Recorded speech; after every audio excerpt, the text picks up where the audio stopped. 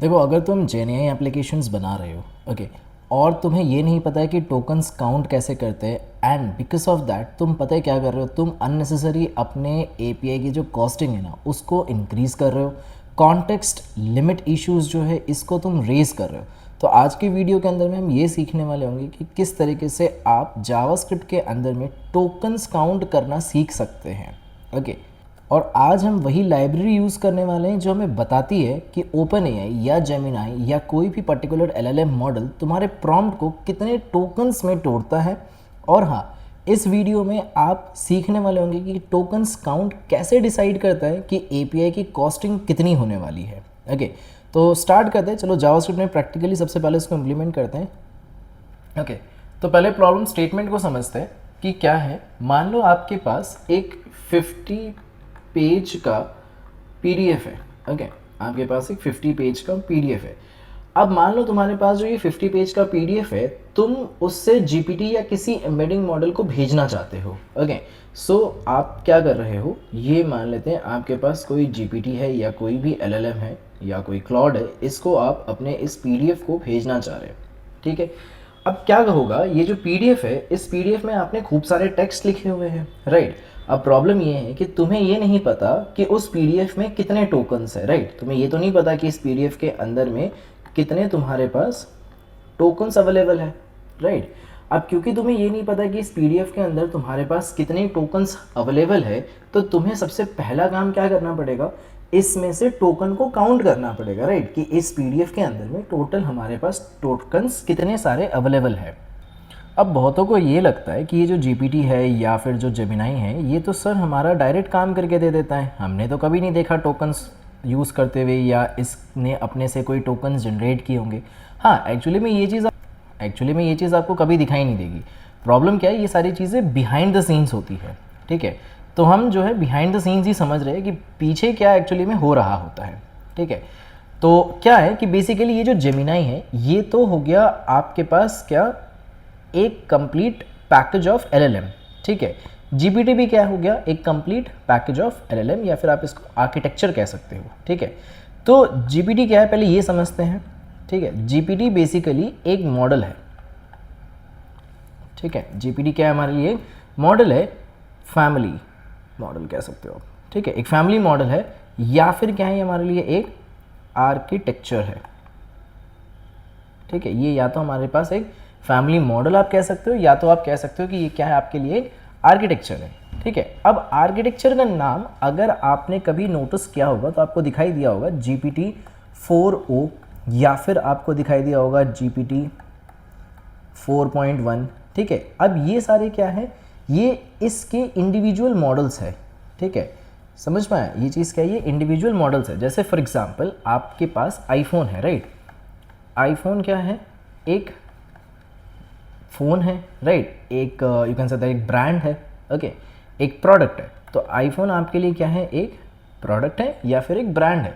लेकिन जैसे आप कहते हो कि आईफोन 15 या आईफोन 16 या आईफोन 17, तो जब आप ये आईफोन 15, 16, 17 की बात कर रहे होते हो, तो उस टाइम पे आप उसके वर्जन्स की बात कर रहे हो, ठीक है। और हर 15, 16, 17 के फीचर्स अलग अलग होंगे।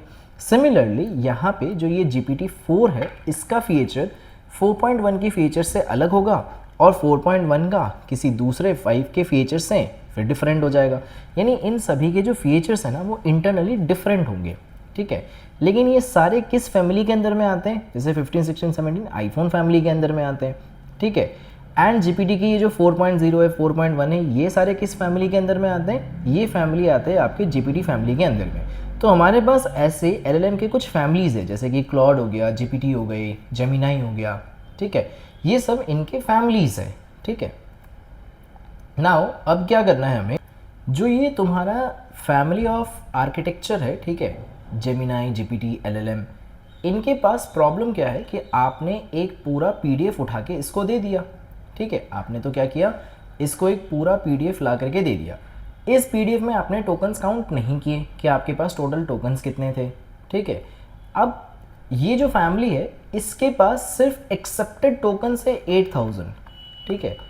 8000 टोकन्स ही ये क्या कर सकती है, मान लेते हैं कि ये एक्सेप्ट कर सकती है, ठीक है। यानी कि जो जेमिनाई है या जेपीटी है या कोई भी एलएलएम है, उसमें एक्सेप्टेड टोकन कितने हैं, मैक्सिमम टोकन्स आप कितने भेज सकते हो, मैक्सिमम टोकन्स आप भेज सकते हो 8000. सो 8000 is the maximum tokens that is accepted. ठीक है, लेकिन तुम्हारे पीडीएफ में जो टोकन्स निकले वो निकल गए मान लो 3,50,000.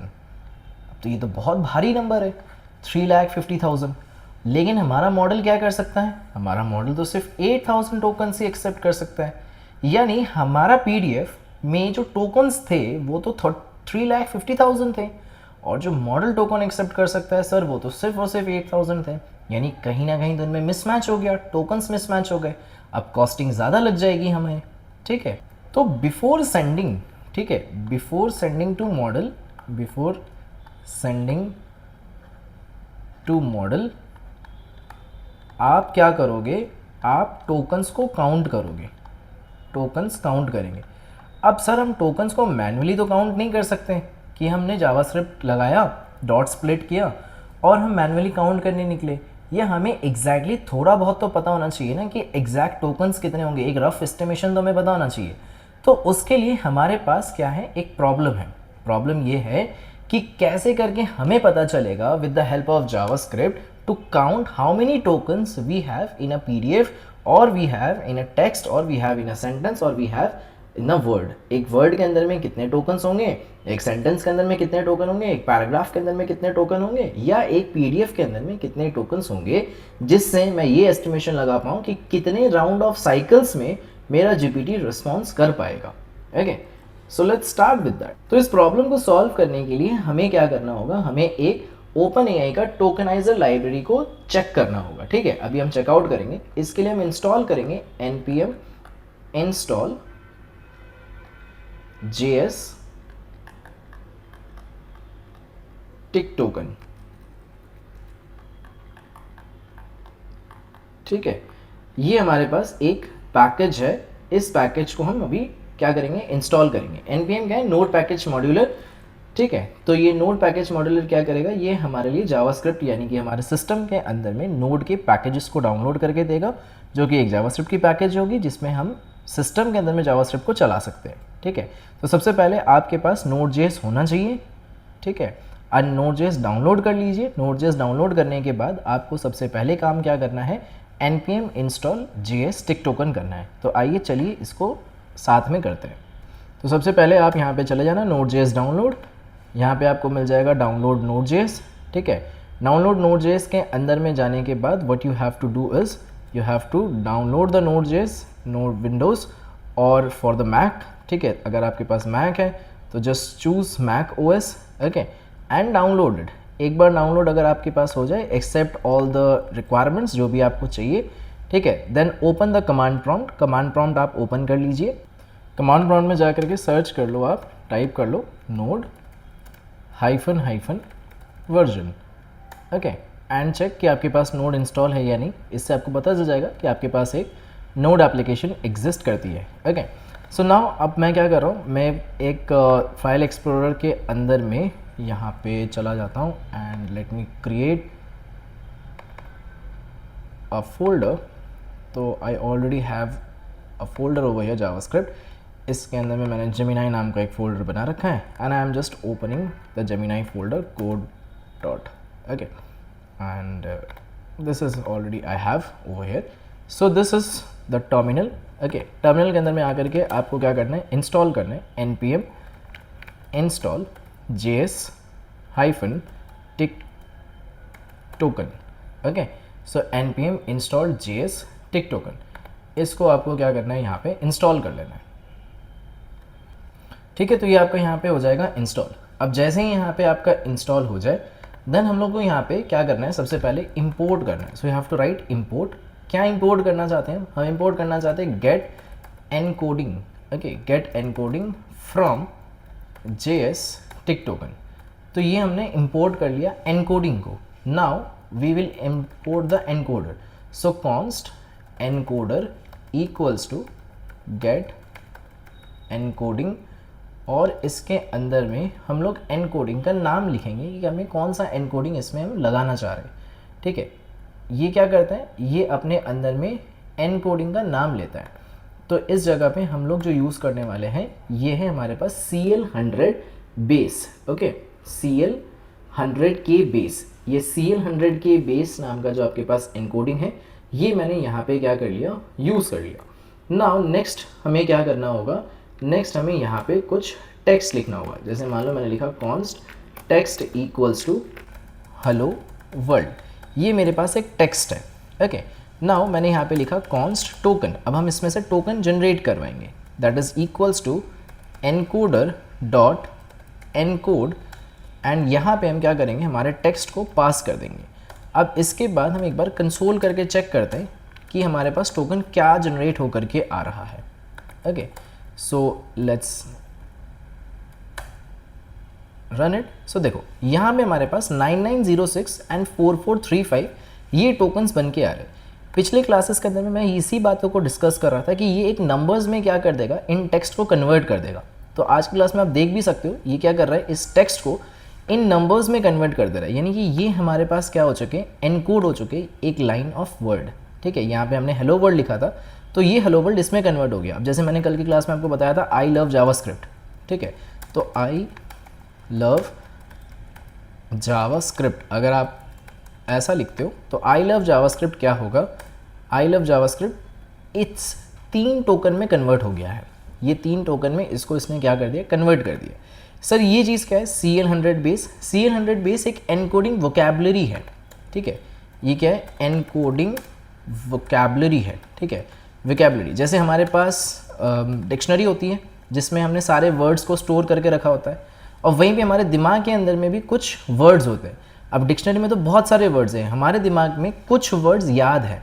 तो ये जो CL100 के बेस है इसने क्या किया, कुछ इंग्लिश, हिंदी, फ्रांस, जापानीज़, इन सभी वर्ड्स को इसने क्या किया, अपने अंदर में स्टोर करके रखा हुआ है। अपने अंदर में इनको कुछ एक नंबर्स के साथ क्या करके रखा हुआ है, इसने टोकनाइज करके रखा हुआ है। ठीक है, इन सभी इंडिविजुअल वर्ड्स को इसने क्या किया है, इसने एक यूनिक आईडी प्रोवाइड करके रखी हुई है। और ये प्रोवाइड किसके थ्रू हुआ है, ये हुआ है ओपन एआई के थ्रू। ठीक है, तो जो ओपन एआई के मॉडल्स है वो क्या करते हैं, इस लाइब्रेरी का यूज़ करते हैं। समझ में आया, इस वोकैबुलरी का ये क्या करते हैं, यूज़ करते हैं। अब इस एनकोडिंग की हेल्प से हम टेक्स्ट को टोकन काउंट निकाल सकते हैं कि टोटल टोकन काउंट्स क्या है। तो टोकन काउंट्स निकालना अगर में है तो बेसिकली ये टोकन एक एरे ही तो है। ये टोकन हमारे पास क्या है, एक एरे है। तो हम क्या कर सकते हैं, यहाँ पे हम यहाँ पे लिख सकते हैं कंसोल लॉग। ठीक है, कंसोल लॉग और टोकन डॉट लेंथ निकाल सकते हैं, टोकन डॉट लेंथ। इससे हमें टोकन का लेंथ पता चल जाएगा। ठीक है, इससे हमें क्या पता चल जाएगा, टोकन्स की लेंथ पता चल जाएगी, जो कि क्या है 3। अब मान लो कि मैं यहाँ पे एक पैराग्राफ लिख के रखता हूँ। ठीक है, मैंने क्या किया, यहाँ पे एक पैराग्राफ लिख करके रखा हुआ है। तो मैं एक काम कर देता हूँ, मैं एक पैराग्राफ ले लेता हूँ, पैराग्राफ। ठीक है, तो एक कोई भी पैराग्राफ अपन ले लेते हैं। यहाँ पे इतना सा हमने मान लो ले लिया। अब मैं इस पे आता हूँ और मैंने यहाँ पे मल्टी लाइन सिंटैक्स में इसको कन्वर्ट कर दिया। ठीक है, और मैंने इसमें इसको डाल दिया। अब हमारे पास है तो यही सेम टेक्स्ट। अब हमें क्या करना है, इसको भी टोकन में कन्वर्ट करना है। ठीक है, तो चेकआउट करते हैं, CLS टोकन में कन्वर्ट करते हैं एंड चेकआउट करते हैं कि टोटल कितने टोकन्स बन रहे हैं। तो बेसिकली अगर आप ये पूरा पैराग्राफ भेजते हो तो इस पूरे पैराग्राफ में टोटल कितने टोकन्स बन रहे हैं, 86 टोकन्स बन रहे हैं। तो यहाँ पे हमारे पास टोटल टोकन्स आ गए 86। अब मान लो कि आपके पास सिर्फ टोकन है, आपको वापस टोकन से क्या करना है, वो पूरा का पूरा जो भी आपके पास यहाँ पे टेक्स्ट था इसको रीजनरेट करना है। ठीक है, तो ये रीजनरेट कैसे करते हैं, इस चीज़ को हम डिकोडिंग बोलते हैं। अभी हमने क्या किया है, एनकोडिंग की है। ठीक है, इसके रिवर्स प्रोसेस को हम क्या बोलेंगे, इसके रिवर्स प्रोसेस को हम बोलेंगे डिकोडिंग। ठीक है, तो डिकोड करने के लिए हमें क्या करना होगा, हमें यहाँ पे लिखना है डिकोड। ठीक है, and how to decode, basically आपको यहाँ पे लिखना होगा एनकोड डर डॉट डिकोड, और इसको हमें क्या करना है, टोकन्स पास कर देने, जो भी हमने यहाँ पे टोकन्स लिया हुआ था। ठीक है, इन टोकन्स को हमें क्या करना है, इस एनकोडर को पास कर देना है। ठीक है, इसको हमें क्या करना है, इस टोकन्स को डिकोड को पास कर देना है। ये डिकोड क्या करेगा, ये हमें टेक्स्ट को डिकोड करके ला करके देगा। सो कॉन्स्ट हमने बना दिया। ठीक है, decoded text equals to encoder dot decode tokens. And अगर मैंने यहाँ पे कंसोल लॉग किया डिकोडेड टेक्स्ट को, लेट्स सी कि क्या टेक्स्ट था हमारे पास जो हमने डिकोड किया है। तो देखो ये पूरा टेक्स्ट आपके पास वापस आ गया, जिस फॉर्मेट में आपने लिखा था वही सेम फॉर्मेट में यहाँ पे आपके पास ये डिकोड भी हो गया। तो इंटरनली क्या होता है कि आप सबसे पहले आप एक पीडीएफ को लोड करते हो, ठीक है। सबसे पहले क्या होगा कि आपको एक पीडीएफ लोड करनी है, ठीक है। The very first thing is you have to load the PDF. PDF load करने के बाद आपको करने होंगे इसके टोकनाइजेशन, ठीक है। टोकनाइजेशन करने पे क्या होगा, टोकनाइजेशन करने पे होगा ये कि आपको टोकन्स काउंट पता चल जाएंगे कि टोटल टोकन्स काउंट कितने हैं। अगर टोटल टोकन काउंट्स जो है वो ग्रेटर देन है सैम्पल टोकन साइज़ के, मतलब मॉडल काउंट मॉडल टोकन्स के, मॉडल एक्सेप्टिंग टोकन से अगर ज़्यादा है तो बेसिकली हमें इसको क्या करना होगा, इसका हमें चंक्स बनाना होगा, ठीक है। इस चीज़ का हमें यहाँ पे चंक्स क्रिएट करना है। कैसे चंक्स क्रिएट होगा, चंक्स क्रिएट करने के लिए हमें इसको स्प्लिट करना होगा, स्प्लिट इनटू 500 टोकन्स कर सकते हैं हम, या मान लो कि अगर छोटा पीडीएफ है तो आप नंबर्स को और छोटा कर सकते हो, जैसे कि 200 टोकन्स में डिवाइड कर सकते हो, या मान लो आपने 100 टोकन्स में डिवाइड किया। अगर बहुत बड़ी है तो आप मान लो हज़ार के 2 टोकन्स बना सकते हो, ठीक है। तो स्प्लिट इनटू टोकन्स, चंक्स, इनको हमने चंक्स में तोड़ देना है। एंड देन उसके बाद हमारा नेक्स्ट प्रोसेस स्टार्ट होगा एम्बेडिंग का, जिसके बारे में भी हमने ऑलरेडी थोड़ी बहुत डिस्कशन कर रखी है कि एम्बेडिंग्स हम इसके बाद क्रिएट करेंगे, ठीक है। देन उसके बाद हम इसको स्टोर करेंगे हमारे वेक्टर डेटाबेस के अंदर में। इसके बाद ये प्रोसेस होगा हमारा कि इसको हमें वेक्टर डेटाबेस के अंदर में स्टोर करना है। तो अभी तक हमने क्या समझ लिया कि बेसिकली चाहे पीडीएफ हो या चाहे टेक्स्ट हो, उसके टोकन्स किस तरीके से हम निकाल सकते हैं, ठीक है। इसको निकालते क्यों हैं, इसको हम इसीलिए निकालते हैं ताकि हम इस कंपैरिजन को कर पाए कि क्या हमारा टोकन का काउंट मॉडल के एक्सेप्टिंग टोकन काउंट से ज़्यादा तो नहीं है। अगर ज़्यादा है तो हमें क्या करना होगा, तो हमें स्प्लिट करना होगा टोकन्स को, किस में, चंक्स में टोकन को स्प्लिट करना होगा। तो नेक्स्ट वीडियो के अंदर में हम सीख रहे होंगे चंकिंग, कि किस तरीके से आप डेटा को क्या कर सकते हो, चंकिंग कर सकते हो, ठीक है।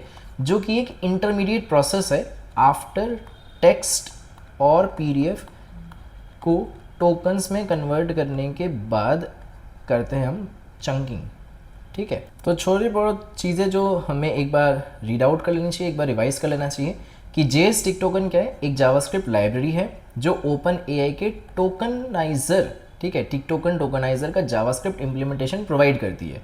तो यानी कि ओपन AI, यानी कि जो हम चैट जीपीटी की बात करते हैं, ठीक है, वो किस तरीके से टोकनाइज करते हैं, यही चीज़ हमने अभी अभी देखा है। कैसे देखा है, सिंपली JS टिक टोकन हमने लिखा, CL100 बेस इंस्टॉल किया हमने, इससे हमें एनकोडर मिला। हमारे पास जो भी टेक्स्ट होगा हमने उस टेक्स्ट का क्या क्रिएट कर दिया, टेक्स्ट का हमने टोकन्स क्रिएट कर दिया। एंड देन अगर आपको ये टोकन्स प्रिंट करने एक एक करके, तो आप बेसिकली लूप चला सकते हो, for const ID of tokens console.log, particular ID कौन से डिकोड कर रहा है, ठीक है, कौन सा वर्ड डिकोड कर रहा है, ये आपको मिल जाएगा।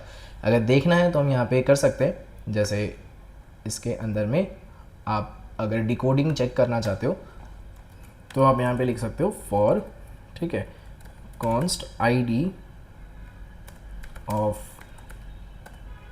टोकन्स, ठीक है, ID of tokens, and then इसके बाद हम यहाँ पे लगा सकते हैं console log, and console log के अंदर में हमने एक बार ID प्रिंट करा ली, एंड कौन सी ID ने किस वर्ड को टोकनाइज किया है वो भी हम यहाँ पे देख सकते हैं, जैसे encoder.decode, और उसको मैंने टोकन ID पास कर दी, ठीक है, उसको मैंने यहाँ पे टोकन ID पास कर दी। ये तो हमारा टोकन्स ही है, ठीक है, एंड ये हमारे पास ID है, तो हम यहाँ पे ID लिख करके इसको पास कर देते हैं। रन करके देख लेते हैं एक बार अच्छे से कि क्या हो रहा है। एक मिनट,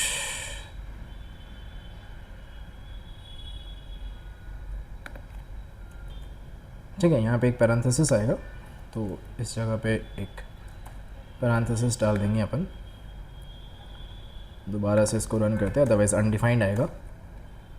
तो देखो ये रहा, अब ये जो नंबर्स था ना, ये नंबर्स आप अब ठीक से समझ सकते हो कि बेसिकली हुआ ये कि आपके पास पूरा टेक्स्ट था, आपने पूरे टेक्स्ट को इन नंबर्स में पहले क्या कर दिया, टोकनाइज कर दिया, ये सारे यूनिक आईडीज़ बन गए। अब ये जो पूरा टेक्स्ट है इसको आपने यहाँ पे डिकोड किया है। टोटल कितने टोकन्स बने, 86 टोकन्स बने। इनमें से जो ये नंबर था, कौन सा नंबर, 27504, ये किसको रिप्रेजेंट कर रहा है, ये रिप्रेजेंट कर रहा है टॉपिक नाम के वर्ड को। सेंटेंस को रिप्रेजेंट कर रहा है 1146, ये कोलन को रिप्रेजेंट कर रहा है 25 से। तो इस तरह से हमने क्या किया, इस पूरे का टोकन्स बनाया हुआ है। तो हमें यहाँ पे देख के समझ में भी आ रहा है कि कौन सा वर्ड कौन से आईडी के साथ मैप होकर के रखा हुआ है। ठीक है, सो कौन सा वर्ड कौन से आईडी के साथ मैप हुआ है ये हमें यहाँ पे पूरी अच्छे तरीके से दिखाई भी दे रहा है। Okay, so that's it for today. Next class यानी कि कल की क्लास के अंदर में हम लोग देखेंगे चंकिंग किस तरीके से करते हैं। चंकिंग क्यों करनी होती है समझ में आया होगा। चंकिंग इसलिए करनी है क्योंकि जितने टोकन्स आपने जनरेट किए हैं वो टोकन्स मॉडल के एक्सपेक्टेड टोकन से बहुत ज़्यादा हो चुके हैं। ठीक है, तो हम क्या करेंगे, उनको छोटे छोटे चंक्स में डिवाइड करेंगे और फिर हम उन चंक्स को मॉडल के अंदर में पास कर रहे होंगे ताकि हम एक्सपेक्टेड आउटपुट जनरेट कर पाए। Okay, so that's all for today. Thank you very much. देखो गाइस, आई नो कि ये वीडियोस जो भी हम अभी आपके साथ शेयर कर रहे हैं, ये वीडियोस कहीं ना कहीं बहुत ज़्यादा ओवर कॉम्प्लिकेटेड आपको लग सकती है। आप पहले अपनी जावास्क्रिप्ट जो है उसको थोड़ी बहुत अच्छी कर लीजिए, बेसिक प्रोग्रामिंग नॉलेज ले लीजिए, एंड देन उसके बाद ही आप जेएनआई विद जावास्क्रिप्ट के अंदर में आप एंट्री लीजिए। ठीक है, जस्ट बिकॉज ऑफ फोमो या जस्ट बिकॉज ऑफ कि मेरे दोस्त वगैरह सभी एआई के अंदर में काम कर रहे हैं और मैं डायरेक्टली इन वीडियोस को देख रहा हूँ, ये चीज़ गलत है। हाँ, आपको इसमें से नॉलेज मिल जाएगा, आपको इसमें से पता चल जाएगा कि किस तरीके से आप जो है एक एआई रिलेटेड प्रोजेक्ट में काम कर सकते हैं। बट आई वुड रिकमेंड कि आप एक बार भले ही इस वीडियो को अच्छे से देख लीजिए, बट साथ ही साथ जावास्क्रिप्ट के जो कोर लॉजिक्स है उनको ज़रूर देखिए। मैंने ऑलरेडी इसके लिए वीडियो बनाया हुआ है। ठीक है, आपको जावास्क्रिप्ट अगर अच्छे से समझनी है या जावास्क्रिप्ट स्टार्ट भी करनी है तो भी हमारे पास वीडियोस ऑलरेडी अवेलेबल हैं। आप इस यूट्यूब चैनल के अंदर में जाके वीडियोस को देख सकते हैं। अगर कोई भी डाउट है आप कमेंट सेक्शन के अंदर में आकर के लिखिए। और ये हाँ बहुत ज़्यादा ट्रेंडिंग टॉपिक है, इसमें आप इन्वेस्ट कीजिए क्योंकि आगे आने वाले जो 5 साल है 10 साल है, इन आगे आने वाले 5 साल 10 साल के अंदर में कोई भी लैंग्वेज नहीं रह जाएगी। इम्पॉर्टेंट जो चीज़ रह जाएगी वो है एआई। एंड एआई को समझने के लिए आपको ये सारी चीज़ें जो भी मैं क्लास में करवा रहा हूँ, इन सभी चीज़ों के बारे में आपको अच्छे से पता होना चाहिए। ओके, क्योंकि डायरेक्टली आप किसी वीडियोस के अंदर में अगर आप जंप करोगे इंटरनेट के रिसोर्सेज के अंदर में, तो आपको हो सकता है कि ये वीडियोस ईजिली अवेलेबल ना हो पाए। Okay, and that's it for my side. Okay, thank you. अगर वीडियो अच्छा लग रहा होगा तो लाइक, सब्सक्राइब, बाय।